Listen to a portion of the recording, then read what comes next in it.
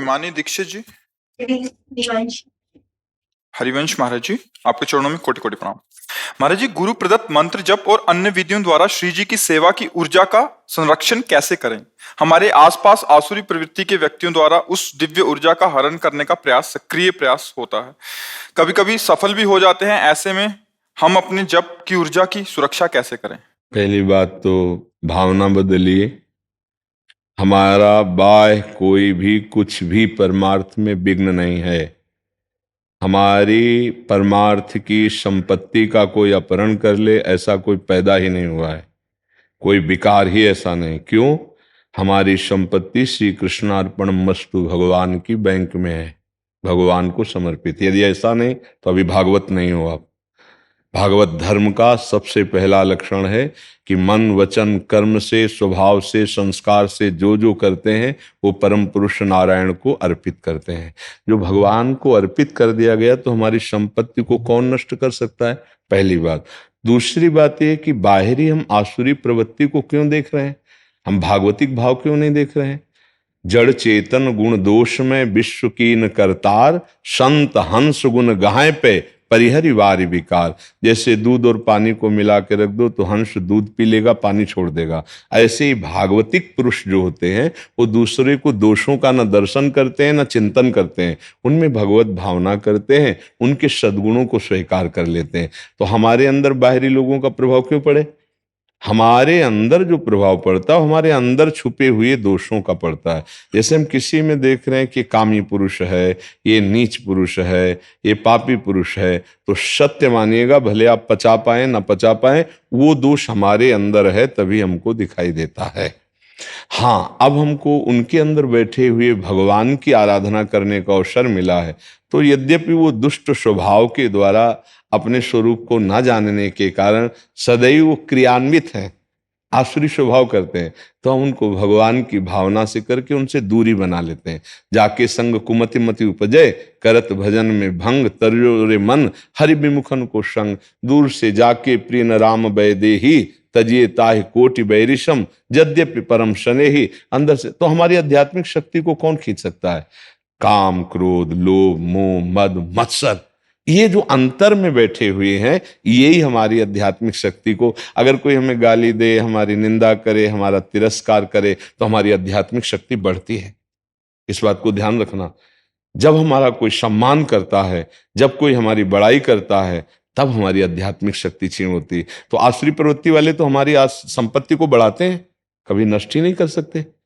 किसका प्रश्न है? दादा वल्लभ श्रीहरि। हाँ, तो आप उसको समझिएगा। आप क्या समझ रहे हैं कि कौन सा आपका आध्यात्मिक बल घसीटा जा रहा है? आप बोलिए।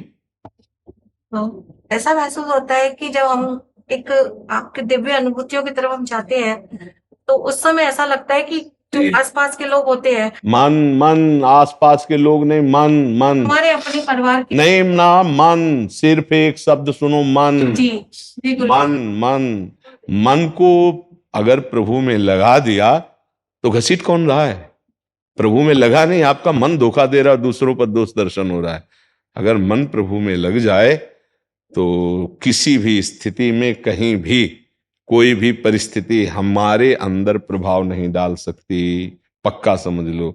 जो रहीम उत्तम प्रकृति का करि सकत कुसंग, चंदन विष व्यापत नहीं, लपटे रहत भुजंग। उत्तम प्रकृति सत्संग, सद भगवान, अगर नाम जब चल रहा है तो कोई भी कुसंग आपके ऊपर प्रभाव नहीं डालेगा। नाम जब आप छोड़कर कुसंग का संग करेंगे तो आप खुद गलती कर रहे हैं। आप भगवान के दिव्य नाम में, प्रभु की दिव्य लीलाओं में, प्रभु के रूप में, प्रभु की सेवा में मगन रहे। कौन परेशान कर रहा है? हम कह रहे सब गाली बकने लगे, हम अंदर राधा राधा राधा राधा। कौन हमारा पतन कर सकता है? तभी पहला शब्द था, ऐसा कोई पैदा ही नहीं हुआ। सीम की चाप सके को तासु, बड़ रखवार रमापति जासु। भगवान के दास के दासत्व की शक्ति छीन ले, ऐसा को हमारी गलती होगी। हम काम में आकर्षित होंगे, क्रोध में आकर्षित होंगे, मोह में आकर्षित, तो हमें कोई नहीं। क्रोध दिलाने की चेष्टा कर, हम क्रोध ही नहीं करेंगे। राधा राधा राधा राधा राधा, ऐसा नहीं। परिवार के जनों में भगवत भावना शुरू करो, तब आगे समाज में भगवत भावना होगी। भक्ति की कोई दिव्य शक्ति छीन नहीं सकता, उसकी दिव्य भावनाएं उसकी शक्ति हैं। सब में वही मेरा प्रीतम है। अब चाहे तुम गाली दो, चाहे हाथ जोड़ो, चाहे आप पीटो, हम मानेंगे ये कि आप मेरे प्रभु हो, पक्का। अब क्या बिगड़ने वाला है?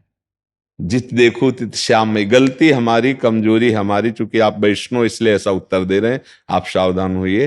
परदोष दर्शन, परदोष चिंतन, पर निंदा, ये साधक के लिए बहुत हानिकारक है, परमार्थ में आगे नहीं बढ़ने देगी। महापुरुषों की ये बातें हैं। नाम जप करो और सबको मन से प्रणाम करो, चाहे पति हो, चाहे पुत्र हो, चाहे परिवार हो। ये भगवत मार्ग में चलना है। सब में मेरा प्रभु विराजमान है। अलग अलग सेवा का अवसर है। पति को पत्नी के धर्म से, पुत्र को माँ के धर्म से, हम सबका धर्म से यथोचित पालन करेंगे, लेकिन सब में अपने प्रभु को देखेंगे। दोष और गुण संपूर्ण सृष्टि में है। शुद्ध स्वर्ण का आभूषण बन ही नहीं सकता, उसमें मिलावट की जाती है। ऐसे ही माया की मिलावट से ये रचना है, और इसी रचना में हम आसक्त हैं, इसीलिए हम दोषी हैं।